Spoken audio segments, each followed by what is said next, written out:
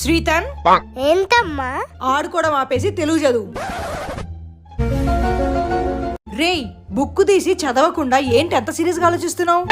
అమ్మా, నాకు ఒక డౌట్. ఏంటి? ఆ డౌట్ కి నువ్వు ఆన్సర్ చెప్తే నేను తెలుగు సరుగుతా, లేకపోతే ఆరుకుతా.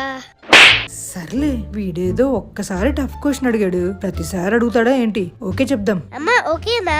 ఓకే, అడుగు. ఇంగ్లీష్ ని తెలుగులో ఏమంటారు? హ, ఆంగ్లం అంటారు. వచ్చింది కదా ఆన్సర్, ఆలోచించడం ఆపేసి ఇక చదువుకో. అది కాదమ్మా క్వశ్చన్. మరి ఇంకేంటి? ఇంగ్లీష్ ని తెలుగులో ఆంగ్లం అంటారు, మరి తెలుగుని ఇంగ్లీష్ లో ఏమంటారు?